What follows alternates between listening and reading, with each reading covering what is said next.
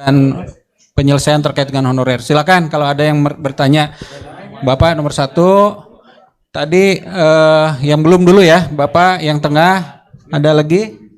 Ya, 3. Silakan Pak. Terima kasih Pak. Assalamualaikum warahmatullahi wabarakatuh. Selamat siang dan salam sejahtera buat kita semua. Saya Hendar dari BKPSDM Kabupaten Tangerang.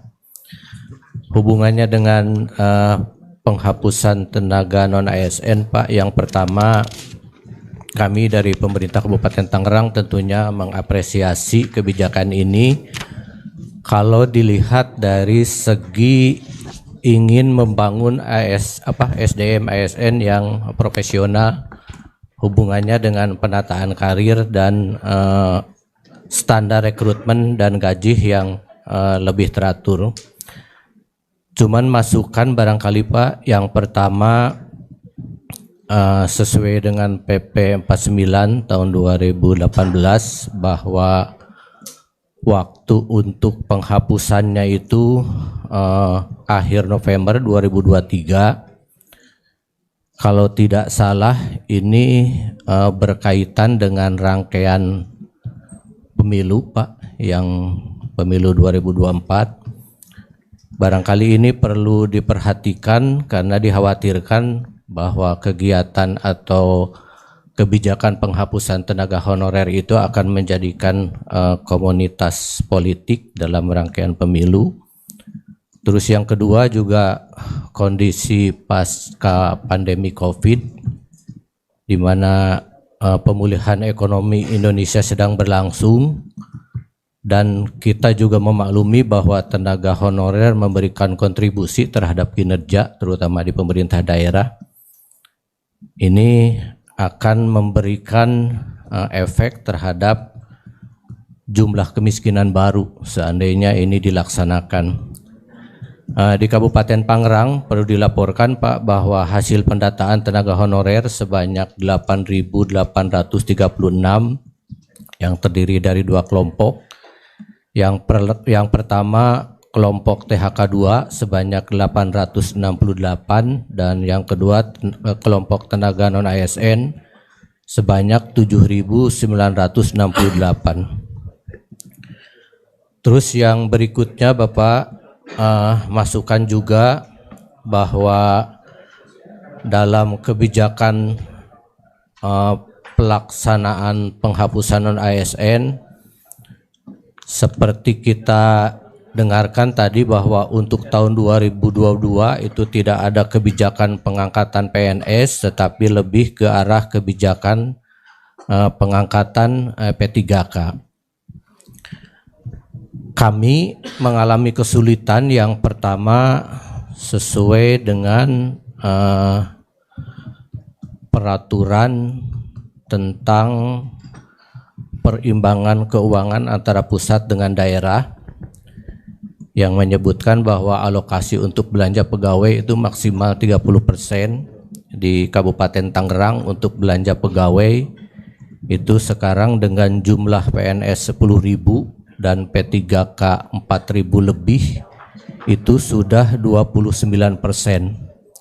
Sehingga untuk membuka formasi baru P3K terutama yang strategis yaitu jenis keahlian pendidik dan tenaga kesehatan, kalaupun secara anggaran memungkinkan tetapi secara mekanisme keuangan 30%-nya juga sulit untuk ngambil kebijakan di situ. Sementara kita maklumi bahwa tenaga honor di Kabupaten Tangerang itu sebagian besar sebagai tenaga pendidik, tenaga kesehatan, tenaga kebersihan, tenaga yang mengatur lalu lintas, dan tenaga yang ada di Satpol PP. Semuanya memberikan kontribusi terhadap kinerja pemerintah daerah.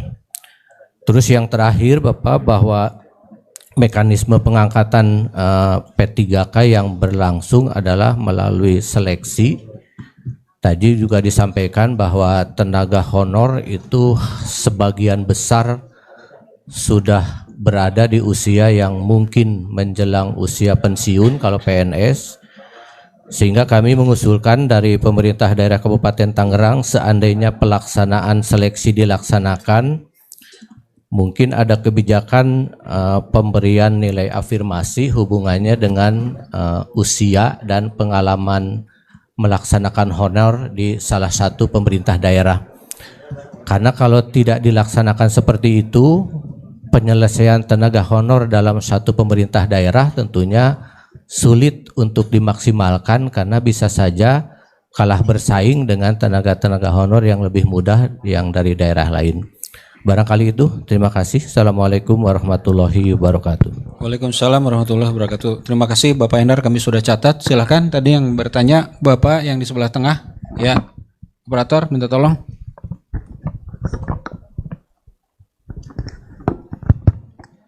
Terima kasih. Bismillahirrahmanirrahim. Assalamualaikum warahmatullahi wabarakatuh. Selamat siang. Yang saya hormati pimpinan rapat, moderator, para narasumber, Bapak Ibu sekalian peserta rapat yang berbahagia. Izin Pak, kami dari Kota Bekasi, saya KBK PSDM-nya. Ada beberapa hal yang ingin saya sampaikan terkait dengan tenaga honorer Pak. Kami di Kota Bekasi menamakannya TKK Pak, tenaga kontrak kerja Pak. Saya baru jalan 2 bulan Pak di BKPSDM, tapi sangat menarik. Sebelumnya saya di BPKAD Pak, mengurusi keuangan. Jadi dipilih-pilih mana yang enak. Kalau uang diam saja Pak, kalau orang ini surat baru beredar saja Pak, ini riaknya sudah cukup ramai Pak. Namun ini tantangan Pak. Dan mohon maaf juga Bu Sekda kami tidak dapat hadir, dan kami juga seizin Pak Wali hadir di sini. Pak Wali kami sangat berharap ada kepastian segera untuk saudara-saudara kita tenaga kontrak kerja Pak, kalau kami menyampaikannya. Begitupun tadi pada saat rapat ke sini Pak, mau rapat apa tentang TKK. Nah teman-teman TKK yang tahu juga mudah-mudahan Pak ada yang terbaik insya Allah Pak. Nah ini yang saya sampaikan Pak. Mungkin tadi teman kami dari Tangerang juga sudah menyampaikan.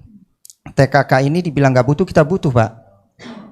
Butuh Pak. Contoh saja Pak, di kami ini Satpol, Dishub, LH, rata-rata TKK Pak. Tadi Pak pimpinan sudah menyampaikan kalau sudah ganti baju coklat, baju apa, mereka malas biasanya untuk bekerja Pak. Gengsinya tinggi Pak. Seperti itu. Makanya yaitu tadi timbul lagi seperti itu Pak.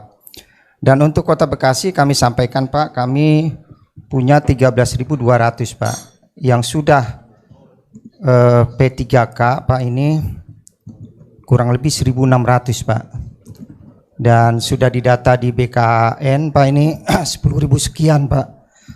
Jadi yang ingin kami sampaikan di sini Pak, solusi tadi salah satunya ada outsourcing Pak. Kalau kita baca di situ hanya untuk pramusaji Pak, untuk sopir, OB dan sebagainya. Ini mungkin bagi Kota Bekasi tidak mampu menyelesaikan permasalahan TKK Pak. Kalau saya boleh bersaran Pak, ini ada kebijakan tadi pimpinan sudah menyampaikan akan melaporkan ke Pak Presiden. Serahkan saja kepada pemerintah daerah sepanjang daerah mampu sesuai dengan anggarannya Pak. Ini mohon maaf sebelumnya Pak. Terus juga Pak, pimpinan tadi menyampaikan untuk 2023 sudah besok Pak. Kami di Kota Bekasi Pak ini bukan mengangkat tapi menggunakan tenaga kontrak kerja yang ada. Per 2 Januari nanti kami keluarkan lagi SK-nya sampai kapan? Sampai tanggal 28 November 2023 sesuai dengan surat edaran Pak. Ini pun sudah rame Pak. Pak kami kok sampai sana? Ya sabar sambil menunggu ada kebijakan yang baru dari pemerintah pusat. Yang perlu kita sikapi Pak, bagaimana 2024? Karena pada saat Januari nanti pemerintah daerah sudah bergulir penganggaran APBD 2024 mulai dari musrenbang. Terkait juga penganggaran TKK ini atau honor ini juga harus masuk ke SIPD Pak. Kalau ini tidak masuk, maka pada saat pembahasan di minggu kedua nanti Agustus disampaikan ke Dewan tidak ada, juga ini menjadi simalakama Pak. Artinya juga ini harus kita sikapi. Makanya pemerintah Kota Bekasi juga punya kebijakan untuk tahun 2024 kami tetap menganggarkan terkait dengan tenaga kontrak kerja atau honor Pak. Karena kenapa? Kami sambil berharap di pertengahan 2023 ini ada kebijakan yang memang solusinya cukup baik. Ayo lanjutkan, tapi dengan aturan bla bla bla seperti itu, Pak. Nah, kalau kami tidak menganggarkan di 2024, tiba-tiba dari pusat ada kebijakan yang memang menguntungkan bagi daerah, juga bahaya bagi kami karena rumahnya kami belum siapkan. Seandainya pun pahitnya pusat tetap tidak menganggarkan, ya nanti pada saat Agustus, pada saat pembahasan APBD 2004, kami tinggal mengeluarkan anggaran dari kegiatan TKK ini, Pak. Jadi harapan kami adalah ini, Pak, TKK khususnya di pemerintah Kota Bekasi masih dibutuhkan, dan kami berharap ini juga tahun politik yang perlu kita sikapi bahwa pimpinan kami tidak birokrat murni, Pak. Separuh badannya adanya politik, Pak. Sedangkan kami ini birokrat murni, Pak. Kalau bicara saklek, undang-undang aturannya jelas, Pak. Tapi kan kami punya pimpinan yang badannya itu tadi, Pak. Nah, ini yang harus kita siapi. Harapan kami adalah dari pimpinan kami, mudah-mudahan terkait dengan TKK atau honorer ini masih diberi kesempatan, karena memang, Pak, tidak munafik kami atau semua kita, mereka hanya kurang beruntung, Pak. Hanya kurang beruntung dari kami-kami ini yang sekarang mungkin jadi ASN, yang jadi P3K. Contoh kami pada saat kami di BPKAD, Pak, itu tenaga kontrak kerja mumpuni, Pak. Di akuntansi dia mumpuni, di perben dia mumpuni, Pak. Memang rezekinya saja, Pak. Ya kan, yang memang ya miliknya sajalah, tidak mungkin belum baik, belum beruntung seperti kita, Pak. Kalau P3K juga tadi sudah menyampaikan, Pak, apakah pusat juga nanti dananya mencukupi kalau semua P3K kaitannya dengan DAU dan sebagainya, Pak. Jadi sekali lagi poin yang disampaikan adalah kami sangat berharap untuk secepatnya mungkin di bulan-bulan Januari, Februari, paling lama Maret pada saat berproses ini anggaran 2024 ada kebijakan terkait dengan tenaga kontrak kerja atau honorer ini, Pak. Terima kasih, lebih kurang maaf. Assalamualaikum warahmatullahi wabarakatuh. Ya, mungkin yang sayap sebelah kanan, silakan Bapak akan menanyakan. Langsung fokus aja ya, Pak, pertanyaannya. Kalau tadi yang sudah dipertanyakan terkait harapan, saran, saya rasa sudah kita tampung, Pak. Mungkin ada yang lebih teknis lagi yang perlu disampaikan, silakan. Oke, terkait dengan 3 opsi, Pak, yang tadi disampaikan. Opsi yang, kalau saya ingin menambah opsi yang keempat, Pak. Tadi mungkin sudah disampaikan oleh Tangerang sama Bekasi. Sehingga opsi yang keempat, tadi opsi pertama kan diangkat semuanya, yang kedua diberhentikan semuanya, kemudian yang ketiga adalah diangkat secara bertahap sesuai dengan kebutuhan. Karena pada saat diangkat sesuai kebutuhan juga, pastinya berimbas pada anggaran di APBD. Kemungkinan APBD kita juga mungkin pengalaman kemarin ada pengadaan PDKK juga yang habis untuk menggaji PDKK. Sehingga yang keempat, opsi yang keempat perlu diatur, Pak, terkait dengan tenaga non ASN, misalkan dengan kontrak kerja atau apa namanya ya, Pak. Karena pada saat misalkan ada penghapusan tenaga non ASN, pastinya terjadi kegaduhan di daerah. Tadi sudah banyak disampaikan oleh Tangerang menjelang pemilu 2024, sehingga nanti bertambah polemik di daerah. Saya kira itu. Terima kasih. Assalamualaikum warahmatullahi wabarakatuh. Waalaikumsalam warahmatullahi wabarakatuh. Terima kasih. Ada lagi Bapak Ibu sekalian, bonus nih 4 penanya terkait dengan honorer. Oh, baik. Ada. Sebentar, Bu, yang ini sudah ngangkat mic. Bolehlah nanti ini sapu bersih ya, berarti ada 1, 2, 3. Nanti monggo silakan. Ya. Karena isinya kelihatannya sama nih. Ayo, silakan, Pak. Terima kasih. Assalamualaikum warahmatullahi wabarakatuh.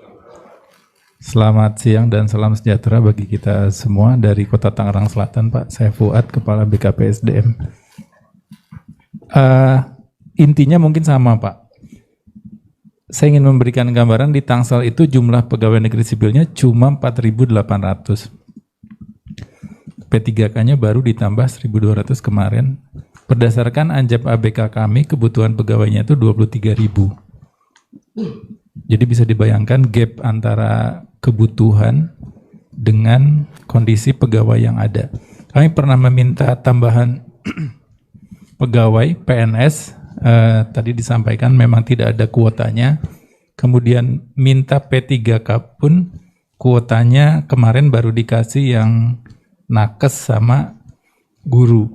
Nah, harapan kami tadi disampaikan 3 opsi, sama dengan yang dari Bekasi dan Kabupaten Tangerang tadi disampaikan, mohon segera dibuat keputusan, itu saja. Kenapa? Karena kami menghadapi mekanisme penganggaran yang harus segera dirancang apapun itu keputusannya. Misalnya kami di Kota Tangerang Selatan dengan pegawai yang seperti itu tadi, kebijakan dari pusat ya sudah diberhentikan semua, ya sudah. Berarti kami ya mohon maaf dengan pegawai yang 4.800 harus melaksanakan pekerjaan yang harusnya ditangani oleh 23.000 orang. Saya tidak tahu akan seperti apa. Kemudian kalau misalnya diangkat semua, silakan disampaikan, kemudian mekanisme pembayaran penghasilannya seperti apa, jadi kami bisa merancangnya di dalam PAPBD. Karena terus terang Pak, selama saya di BKPSDM, bahasa ininya lelah kami Pak. Hampir setiap minggu ada saja orang datang, Pak gimana nasib kami, Pak tahun depan saya jadi apa. Belum lagi yang dari tanda kutip meminjam tangan dari yang terhormat, kemudian LSM, wartawan. Jadi kami akhirnya energi kami terus terang banyak terkuras menjawab pertanyaan-pertanyaan terkait dengan status non-ASN yang di kami disebut dengan TKS, Tenaga Kerja Sukarela. Nah ini mohon diberi kesempatan kami untuk menjelaskannya seperti apa. Apakah akan diberhentikan langsung, apakah diangkat semua tanpa tes atau diangkat secara bertahap, seperti apa. Jadi kami enak ketika memberikan jawaban. Karena terus terang tidak akan pernah berhenti mereka bertanya sepanjang belum ada kepastian dari para pengambil kebijakan. Terima kasih. Assalamualaikum warahmatullahi wabarakatuh. Waalaikumsalam warahmatullahi wabarakatuh. Terima kasih sudah kami catat. Yang terakhir mungkin Bapak silakan. Mudah-mudahan pertanyaannya beda ya Pak. Ya silakan Pak. Bismillahirrahmanirrahim. Terima kasih Pak atas kesempatannya. Mungkin saya dari Kabupaten Bekasi Pak. Mungkin teknis Pak biar cepat nih. Soalnya udah siang juga nih ya. Intinya Pak, bagaimana terkait dengan tenaga non ASN di Kabupaten Bekasi ya atau di seluruh daerah untuk sekarang kan udah sampai mau akhir tahun Pak. Sedangkan untuk terutama untuk yang wajib Pak. Wajib itu ya tenaga kesehatan, guru yang memang harus mengajar. Apabila mereka kontraknya tidak diperpanjang, murid-murid siapa yang ngajar Pak? Banyak pertanyaan dari Dinas Pendidikan, apakah boleh kami mengangkat kembali mereka? Sedangkan aturan yang tadi 30 November 2023 terakhir akan kalau mereka melakukan kontrak akan mendapatkan sanksi administrasi. Nah, itu yang akhirnya mereka takut, Pak. Kalau memang itu tidak bisa, mereka belum ada jawaban, nanti anak-anak itu siapa yang mau ngajar Pak? Itu aja Pak mungkin pertanyaannya intinya. Apakah mereka masih boleh membuat kontrak dengan tenaga non ASN atau memang tidak, sambil menunggu tadi rancangan dari pusat terkait dengan penyelesaian tenaga non ASN. Mungkin itu aja Pak. Terima kasih. Terima kasih Ibu ya, terakhir Bu, khusus untuk Ibu bonus terakhir tidak ya, silakan. Tapi mudah-mudahan pertanyaannya beda ya Bu ya, karena tadi sudah kami rangkum. Ya, silakan nih Ibu yang terakhir, silakan Bu Nina. Baik Pak, terima kasih. Ini yang terakhir dan hanya satu pertanyaan yang saya pikir memang penting sekali saya pertanyakan di sini. Kami di Depok kan ada buka RSUD baru nih Pak, gitu ya. BLUD otomatis kan membutuhkan tenaga nih Pak. Dari PNS kita tenaga kesehatan kurang, medisnya kurang gitu ya, karena satu rumah sakit pasti butuh banyak PNS. Sementara PNS kita di Depok hanya 6.200-an, non PNS kita 7.000, sekitar 7.000 lebih lah, lebih banyak non PNS-nya.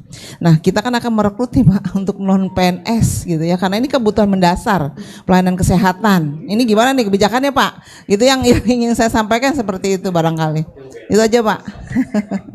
Karena kalau terus terang kalau rumah sakit baru pakai biaya blood belum bisa gitu ya. Ini rumah sakit baru pelayanan dasar. Kalau pakai biaya blood belum bisa Pak. Blood itu 5 tahun ke depan baru bisa membiayai diri sendiri. Untuk puskesmas bisa Pak. Itu barangkali Pak. Makasih. Baik, terima kasih Ibu yang terkait dengan masalah BLU khusus ya. Baru minggu kemarin dipimpin Pak Deputi yang merapatkan terkait dengan BLU, nanti kami update nanti informasinya. Baik, Bapak Ibu sekalian, para hadirin yang berbahagia, baik online maupun offline, ini ada pertanyaan. Yang pertama, kebanyakannya saran. Yang saran-saran terkait dengan masalah batas waktu honorer, terkait juga dengan harapan-harapan segera supaya diputuskan, ada kepastian. Yang kedua juga saran supaya nasibnya juga dipertimbangkan karena masalah ekonomi, masalah lagi dan seterusnya ya. Kebanyakan ini saran, nanti akan dikomentari. Cuman ada yang satu teknis yang saya rasa penting untuk dijawab oleh teman-teman Menpan. Terkait dengan masalah statusnya honorer sekarang itu, kalau dengan melihat Permenpan B1511 itu kan PPK dilarang untuk mengangkat honorer. Nah, sementara biasanya honorer itu pengangkatannya regulernya setahun sekali.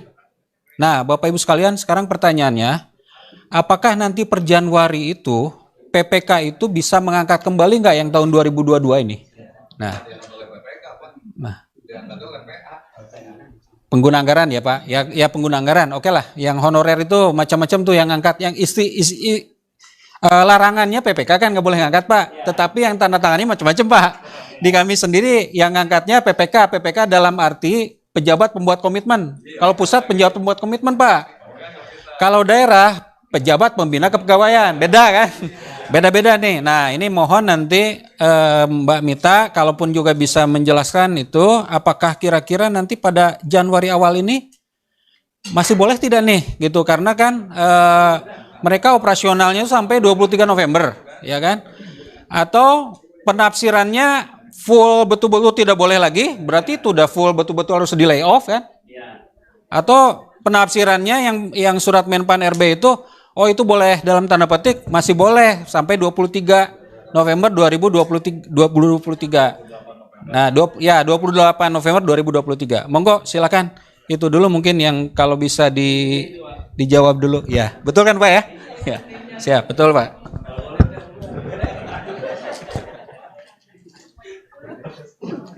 Baik, terima kasih Bapak Ibu. Oke, baik terima kasih Bapak Ibu. Mungkin ini semua masukannya sudah saya catat begitu ya. Ada kan kedengaran suaranya?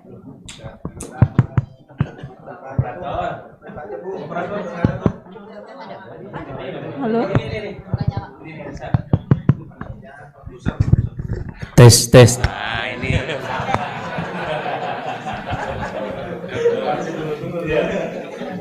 Harus keras tuh suaranya biar kedengaran. Oke, cek. Oke. Kedengaran ya. Baik Bapak Ibu, saya ulangi lagi ya. Jadi terima kasih atas masukannya begitu ya. Tapi pada intinya Bapak dan Ibu ini tampaknya nggak sabar nih menunggu keputusan pemerintah ya, tidak hanya Menpan begitu ya, sebetulnya kan ada BKN dan lain sebagainya begitu. Nah, terkait pertanyaan utamanya begitu ya. Apakah masih diperbolehkan atau tidak gitu ya Bu. Bapak Ibu, sesuai dengan PP 49 tahun 2018 di pasal 99 itu disampaikan bahwa pada saat peraturan pemerintah ini mulai berlaku, pegawai non PNS ya di sini yang bertugas pada instansi pemerintah itu masih tetap dapat melaksanakan tugas paling lama 5 tahun begitu ya. Jadi memang masih memungkinkan sampai dengan 5 tahun dari PP-nya diundangkan gitu ya. Ya begitu. Tapi begini, semoga jadi intinya saat ini kan masih dipertimbangkan ya Pak, berbagai masukan dan input dan kebijakannya sedang dalam pembahasan begitu. Tetapi sampai sejauh ini kebijakan yang akan dilaksanakan tentu saja masih merujuk pada pasal tersebut gitu ya. Nah, mungkin langkah pendeknya gitu dalam jangka waktu dekatnya begitu ya Bapak Ibu terkait dengan tenaga non ASN ini, kalau kita sedikit mundur, sedikit teknis ke belakang gitu ya, mungkin Bapak dan Ibu bisa melakukan pemetaan kembali. Artinya pemetaan kembali itu tidak hanya terhadap non ASN tapi terhadap kebutuhannya gitu ya. Jadi seperti apa sih kebutuhan realnya? Tadi dari Tangsel atau Tangerang atau Bekasi saya lupa, itu 23.000 ya, Tangsel ya, ABK-nya 23.000 tetapi ASN-nya ada 4.800. Nah, mohon Bapak dan Ibu untuk kembali melakukan perhitungan ABK-nya, anjap ABK-nya dihitung kembali. Apakah betul gitu ya secara ABK-nya 23.000 gitu ya. Bu Eva, sebentar ya, sebentar. Itu kami ingin memastikan sekali lagi. Operator coba tampilkan PP 48 2019 pasal 2018 pasal 96 dan 99 dibuka ya. Jadi biar nanti clear dan firm Bapak Ibu sekalian. Ini kan narasumber menyampaikan bahwa itu boleh ya. Nanti tampilkan juga surat Menpan RB B1511. Jadi nanti ini harus hati-hati menjawab karena ini akan dijadikan sebagai patokan nanti tahun 2023. Jangan sampai nanti merujuk tuh yang sudah diadakan oleh Menko Polhukam narasumber ini gitu kan. Nanti tiba-tiba itu berbeda pendapat. Nah, biar kita clearkan. Kalau misalkan tidak clear, kami mohon izin nanti Pak Deputi apakah melalui Pak Menko nanti suratkan aja Pak hasil kesepakatan ini. Kalau misalkan tidak clear agar tertulis kita sesuai dengan hasil rapat ini nanti biar sampaikan ke Menpan RB. Jadi saya ingin mengangkat dulu. Jadi supaya tidak ragu-ragu. Coba operator di ini ditampilkan di layar. Karena ini jadi ketika kami audiensi ini yang selalu ditanyakan kami juga nggak bisa jawab Pak. Nah mumpung ini semuanya hadir nanti biar kita cermati masing-masing aturannya dengan suratnya. Coba kita lihat.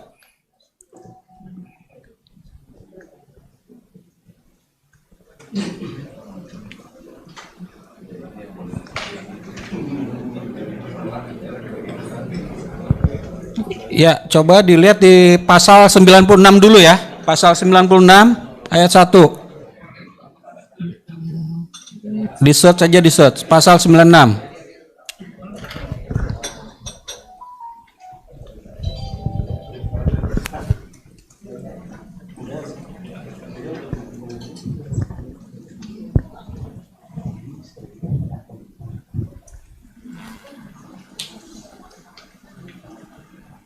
Ya, di search pasal 96.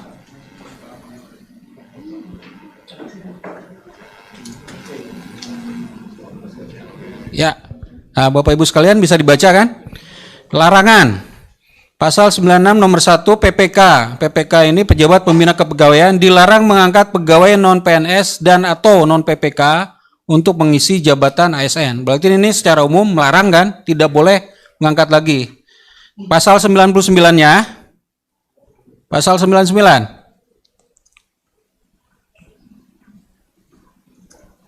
Langsung aja ke bawah. Di scroll aja ke bawah langsung itu bisa. Nah, udah pasal 99. Nah, pada saat peraturan mulai berlaku terus, nah, tetap melaksanakan tugas paling lama 5 tahun. Ini bisa ada dua penafsiran kan? Coba bisa sekarang buka lagi yang surat Menpan RB. Ya. Pasal 99 ini menyebutkan tetap melaksanakan tugas paling lama 5 tahun. Tetapi di pasal 96 ayat 1 tadi PPK dilarang mengangkat. Ada konsekuensinya kan, Pak? Konsekuensi honorer itu diangkatnya itu masalahnya adalah per tahun. Nah, itu kan. Sekarang pertanyaannya, apakah ngacu ke pasal 99 itu ketika diangkat misal tahun 2018 sudah diangkat itu otomatis berlakunya 5 tahun kan enggak? Setahun-setahun dia, ya kan? Aturannya setahun-setahun gitu loh. Nah, bisa diberhentikan, bisa lanjut, betul kan Pak? Nah, sekarang jangan ditafsirkan 5 tahun itu apakah boleh ngangkat lagi enggak nih tahun 2023? Itu masalah utamanya. Kecuali kalau di SK-nya ngangkatnya 5 tahun 2018 itu clear, nggak ada masalah, nggak ada penafsiran. Tetapi kalau ini masih belum clear Pak. Nah, di Permen Pan RB ini larangannya keras, Pak. Larangannya itu bahkan kalau mengangkat lagi itu akan kenakan sanksi. Di paragraf paling bawah coba kita lihat. Terus ke bawah aja, langsung saja ke bawah. Yes, up. Nah, ke atas sedikit. Terus ini yang 15-11 bukan?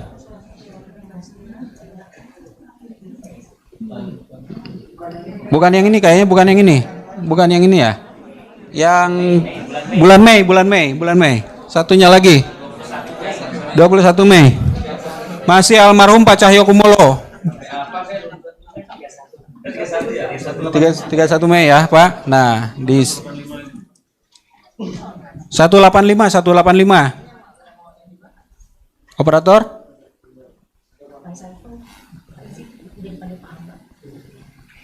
Jawab dulu ini deh kalau gitu. Ya, udah ini ya kan? Poinnya udah dapat ya, Mbak. Ya silakan. Langsung saja, kalau enggak silakan Mbak Minta atau Mbak Eva kalau bisa ini. Ya, silakan. Oke, jadi kalau sebetulnya ya, kalau kita lihat di PP-nya kan clear ya Pak ya, semenjak diundangkan 5 tahun itu tidak bisa, 5 tahun masih bisa gitu ya. Tapi 5 tahun itu sebetulnya kan tadi saya bilang, secara pendataan justru banyak pengangkatan itu setelah 2018 ya kan, setelah PP berlangsung gitu ya. Jadi sebetulnya kalau kita berbicara pelanggaran, ya banyak yang melanggar gitu. Justru itu kita buat surat ini 15-11 supaya tidak ada pengangkatan lagi gitu. Berarti di layoff semua Januari itu, nggak boleh ada lagi? Iya, nggak bisa. Kelihatannya nggak jelas, Pak. Nah, nanti baik kalau gitu kita ambil kesimpulan bahwa ini juga kita harus hati-hati ya. Ini pasti akan membuat heboh nasional kalau seandainya dijawabnya nanti Januari 2023 tidak boleh sama sekali gitu mengangkat PPK lagi. Sorry, PPK tidak boleh lagi mengangkat honorer. Ya kan? Honorer yang tahun 2022 mau dikemanakan gitu loh. Bapak Ibu sekalian yang tadi punya harapan-harapan kembali ke daerah malah jadi tambah ribut nanya. Jadi mohon izin Pak Deputi, mohon arahan apakah perlu kita soundingkan ke Pak Menko Pak untuk mengklirkan masalah ini Pak, karena ini efeknya kalau seandainya ini tidak jelas tadi apalagi disampaikan bahwa sesuai dengan surat ini tidak boleh ngangkat lagi, berarti tanggal 1 Januari layoff semua Pak, honorer itu Pak, se-Indonesia itu Pak. Wah itu gimana efeknya Pak? Mohon izin Pak Deputi aja. Terima kasih Pak Saiful.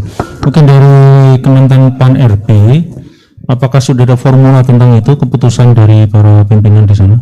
Iya, kami sedang memformulasikan dengan BKN juga dan Kemendagri sih Pak, sebenarnya sudah beberapa kali rapat. Kira-kira kapan dikeluarkan? Seharusnya sih tahun ini Pak. Sebelum ya. Kami targetnya memang sebelum Januari. Saran saya sebelum habis Desember ini karena ya, itu akan dipakai. Tanggal 31 itu hari Sabtu Pak. Iya. Sehingga saya tidak perlu lapor Pak Menko. Kalaupun saya lapor Pak Menko itu terkait itu akan diatasi oleh Kemenpan RB. Kalau ada janji sebelum tanggal 31 bisa keluar, ya alhamdulillah saya nggak perlu ngobrol dengan Pak Menpan RB misalnya seperti itu. Jadi akan ada janji akan dikeluarkan, nanti keputusannya seperti apa kita lihat. Tapi ini sekarang sudah ditutup atau masih ada lagi? Yang lain-lain saran-saran Pak. Oke, sekalian aja saya sedikit simpulkan bahwa Bapak Ibu sekalian kita semua ini harus sedikit berlapang dada dan juga melihat kesemuanya lah secara komprehensif tentang terkait problema ini. Tadi di awal pembukaan sudah saya sedikit sampaikan bahwa pada saat saya mendampingi Pak Menko menerima Menpan RB, ada pembicaraan dalam tanda kutip sangat rahasia, kemudian setelah itu nanti akan diputuskan oleh Bapak Presiden. Salah satu hal yang ingin saya sampaikan di sini adalah percayalah pada Bapak Presiden, nanti tidak akan mungkin membuat gaduh, membuat risau masyarakat Indonesia, itu percaya pada itu. Jadi kalaupun dari Menpan RB sudah sering sosialisasi 3 opsi yang akan ditempuh. Ini terkait dengan honorer dulu ya. 3 opsi yang akan ditempuh itu saya mengharapkan kepada teman-teman semuanya untuk menyiapkan ketiga-tiganya. Kalau kita sering menyampaikan adalah menggeladikan. Seandainya diambil opsi pertama, kira-kira apa dampaknya di daerah saya. Kalau opsi kedua, saya harus menyiapkan apa? Kalau opsi ketiga, saya harus apa yang saya lakukan? Itu tolong dilatihkan dulu atau dianalisa dulu, dirapatkan di tempat masing-masing supaya nanti tidak terdadak.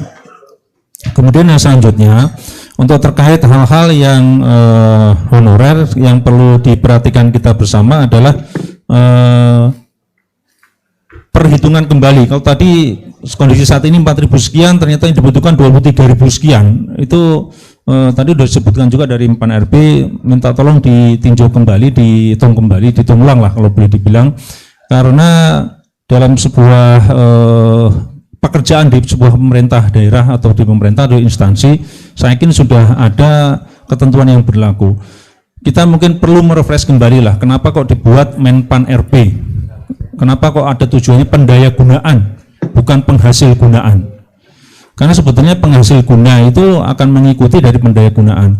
Kalau mungkin kita sekarang, saya mencontohkan yang paling simpel adalah berkali-kali saya sampaikan pintu tol. Pintu tol dulu kan dijaga orang segitu banyaknya, satu shift bisa 18 orang sehari kali 3 shift. Tapi dengan adanya komputer, dengan teknologi, sekarang hanya 2 orang yang jaga. Yaitu jaga komputernya kalau rusak atau tidak. Kita semuanya harus sepakat ke sana bahwa dengan adanya teknologi itu nanti akan mempermudah kita, kerja kita lebih cepat, lebih efisien, lebih efektif. Kemudian yang terakhir adalah mengurangi dampak-dampak yang mungkin bisa dikondisikan ke arah korupsi dan sebagainya. Itu yang diinginkan dibentuknya Menpan RB, salah satunya seperti itu. Di samping banyak banget sebetulnya, ada metodenya, ada mesin dan sebagainya. Namun hal yang paling simpel seperti itu, sehingga kita semuanya berpikiran sama untuk tidak menggelembungkan tenaga-tenaga kerja yang ada di lingkungan kita. Contoh aja di kantor saya sudah mengurangi, jangan sampai bikin kopi aja sampai harus 2 orang saya pekerjakan, jangan sampai, kasih aja alat mesin kopi udah selesai. Saya mau pilih apa aja tinggal mencet. Jadi dengan teknologi semuanya itu bisa sebetulnya. Contoh tol tadi yang simpelnya seperti itu, sehingga Bapak Ibu, ayo kita semua mulai berpikir kita ke arah sana. Dan juga sekali lagi yang tadi saya di pembukaan bahwa budaya kita terkait dengan tenaga kerja terutama untuk menjadi PNS tadi masih tinggi dalam tanda kutip untuk kita merekrut.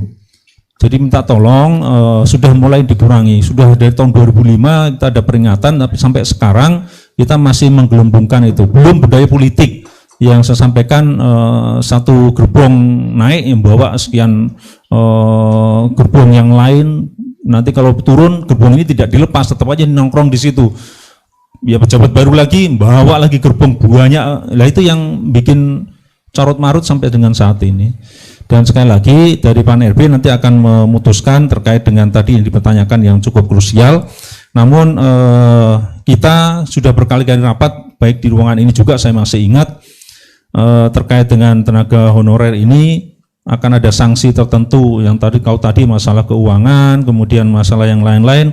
Kalau kita nanti lebih kepada, kalau seandainya masih kemungkinan nih setelah tanggal 28 November 2023 itu masih ada lagi yang mengangkat ataupun membayarkan honorer, kemungkinan besar akan ada tindakan dari inspektorat atau BPK dan sebagainya. Itu yang kemungkinan besar, sehingga mohon diwaspadai. Semoga aja di bulan April, Mei, Juni 2023 sudah ada keputusan dari Bapak Presiden, sehingga apa yang akan dilaksanakan ke depannya kita bisa tahu.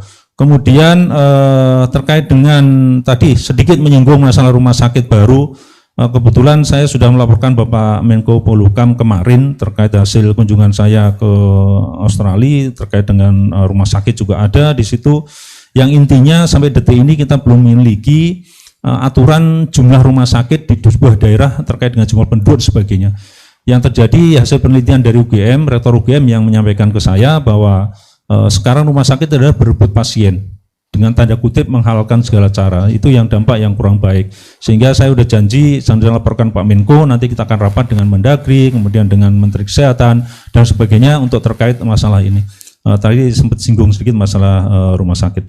Kemudian ada juga yang mengusulkan yang terkait dengan persentase penggunaan anggaran pemerintah daerah untuk terkait dengan belanja pegawai.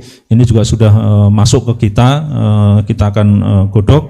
Dan juga terkait dengan banyaknya honorer, itu sudah saya sampaikan kepada Menpan RB, waktu itu Pak Alex ini juga ikut rapat secara khusus di ruangan saya.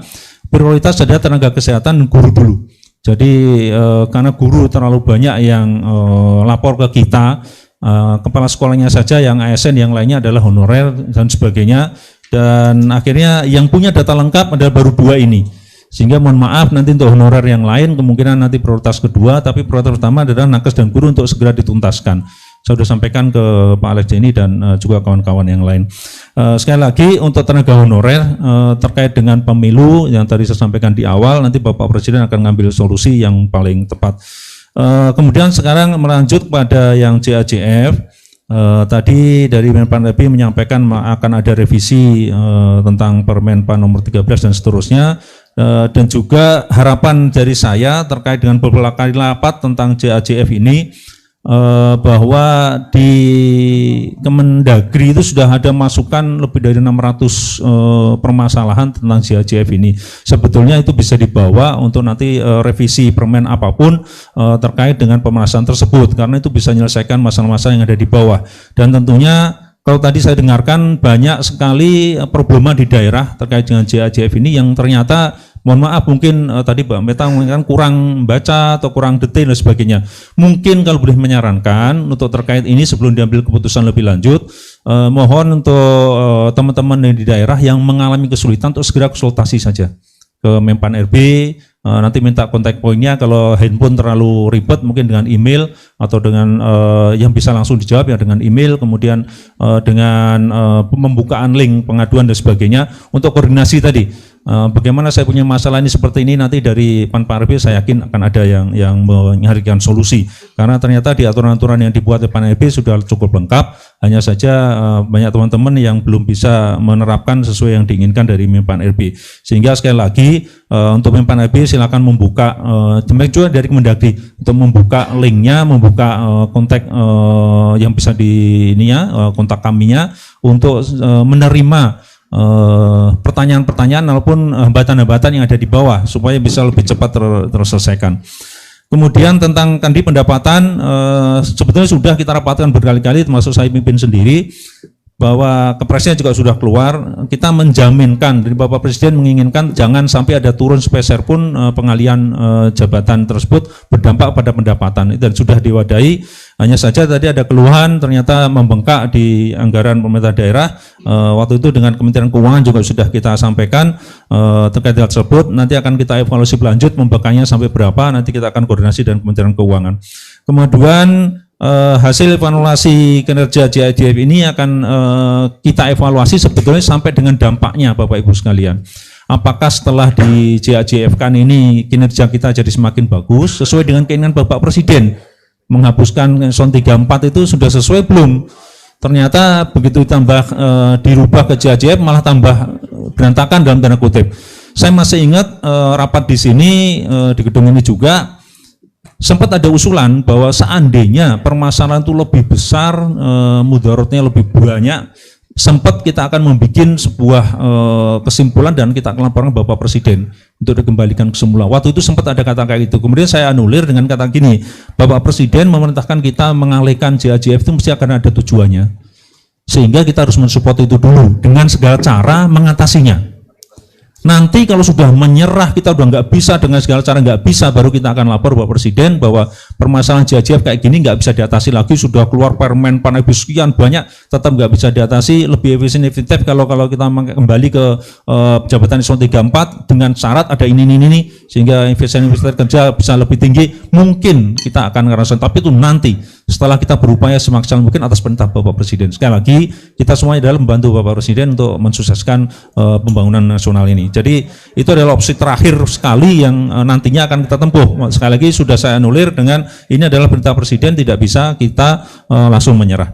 Kemudian selanjutnya untuk tindak lanjut langkah di 2023 terkait dengan JAJF. Kalau tadi penyesuaian hanya sampai dengan Desember ini, kemudian masih ada relaksasi sampai Februari 2023, tapi bukan atau tidak menyentuh substansi. Jadi mohon izin nanti sekali lagi Menpan RB dan juga di Kemendagri itu benar-benar memformulakan jabatan-jabatan yang disesuaikan dengan keinginan dan kebutuhannya seperti apa, supaya tidak istilahnya membingungkan teman-teman yang ada di bawah. Itu sedikit segi kesimpulan dan juga apa yang akan dilaksanakan. Setelah ini kita akan meramu hasil evaluasi ini dan juga secara teknis nanti saya akan mengundang deputi-deputi di Pan-RB maupun di Kemendagri untuk merapatkan hasil evaluasi ini karena ini akan menentukan nanti keputusan Bapak Presiden. Jadi sekali lagi sebelum saya laporkan kepada Pak Menko, karena Pak Menko nanti akan melaporkan kepada Bapak Presiden, nanti akan saya mengundang deputi-deputi dari Pan-RB maupun Kemendagri untuk memformulasikan kemungkinan besar apa yang harus diambil oleh pemerintah. Itu kesimpulan akhir dari rapat saya pada siang hari ini, dan apabila hal yang kurang berkenan saya mohon maaf.